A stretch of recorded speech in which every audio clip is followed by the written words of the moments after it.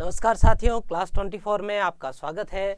आज अपन बात कर रहे हैं यूआरओ के एग्ज़ाम के ऊपर और आज हम उस मुकाम पे खड़े हैं जहां पर एक स्टूडेंट के लिए गेम चेंजिंग पॉइंट है।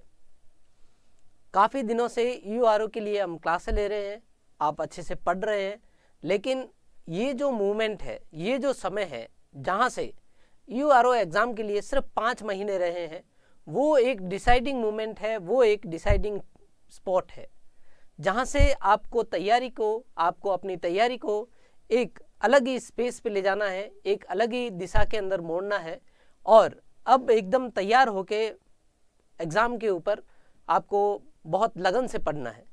जैसे कि आपको पता है कि डेट आ चुकी है, डेट आए हुए को समय हो गया है, ठीक है, और 14 मई के आसपास एग्ज़ाम है, ये आरपीएससी ने डिसाइड करके बता दिया है।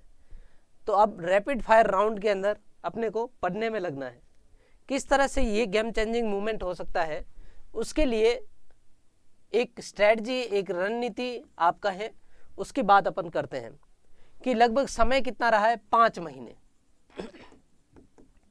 5 महीने का जो समय रहा है, उस समय के अंदर अपने को 3 महीने इसके 3 + 2 इस तरह से इस समय को बांट सकते हैं कि 3 महीने मतलब 3 महीने के अंदर अपने को जो अपन ने पार्ट ए है और पार्ट बी है,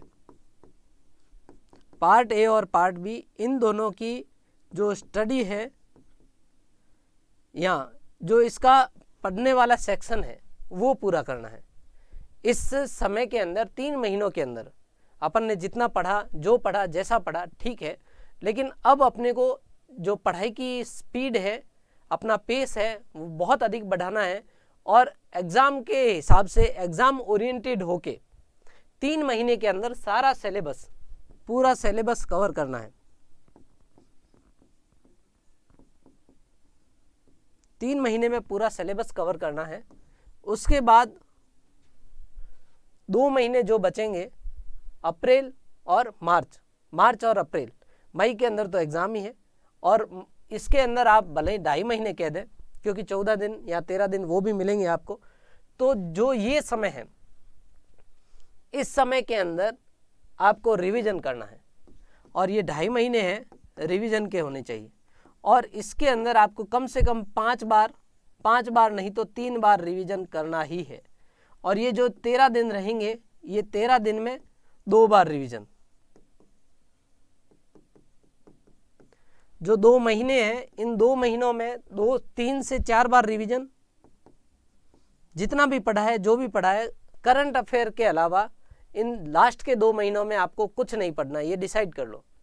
जितना पढ़ना है अभी पढ़ना है, इसी समय पढ़ना है, इसी दौरान पढ़ना है, उसके बाद अपने को कुछ नहीं पढ़ना है। उसके बाद पढ़ने का ऑप्शन अपने पास नहीं है, नया पढ़ने का ऑप्शन नहीं है। उसके बाद नया केवल करंट अफेयर के अलावा कुछ नहीं पढ़ना है।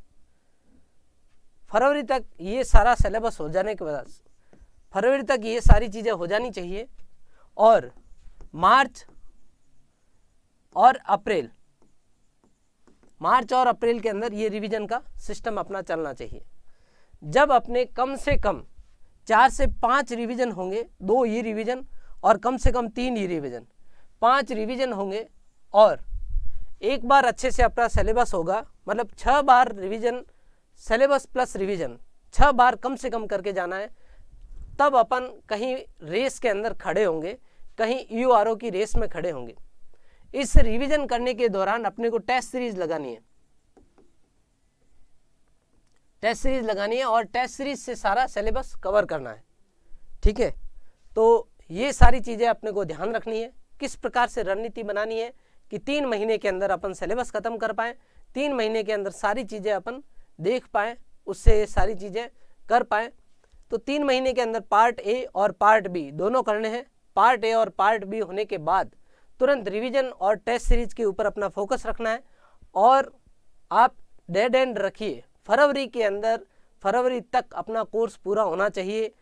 एक बार रिवीजन हो जाए तो और अच्छा, नहीं तो फरवरी तक कोर्स पूरा होना ही चाहिए। उसके बाद कोई भी नई चीज़ नहीं पढ़नी है। मार्च और अप्रैल के अंदर अपने को नई चीज़ पढ़नी नहीं है। मार्च और अप्रैल के अंदर सिर्फ करंट अफेयर और 3 से 4 बार रिवीजन, ये चीज़ें अगर आप करेंगे तो यकीन मानिए आपका सिलेक्शन कोई रोक नहीं रहा। आप निश्चित यूआरओ के लिए जो फाइट है उसमें सबसे आगे खड़े होंगे। तो मेरा यही आग्रह रहेगा कि अब फरवरी तक कोर्स करके 4 से 5 बार रिवीजन करें, इस स्ट्रेटजी को फॉलो करें और बहुत अच्छी तरह से जो आपको यहाँ करवाया जा रहा है उसके ऊपर ध्यान दें। अगर आपको लगता है तो पेड कोर्स भी आप इसका ज्वाइन कर सकते हैं, जो बहुत कम सिलेबस के अंदर, बहुत कम पैसे के अंदर आपको पेड कोर्स करवाया जा रहा है। जनवरी के अंदर हम पेड कोर्स अपना ख़त्म कर देंगे, तो आपको क्लासें मिल रही है, तुरंत आप क्लासों को लेके आप आराम से इसको कर सकते हैं। तो मिलते हैं फिर अगले कोई वीडियो के अंदर, तब तक के लिए जय हिंद, नमस्कार।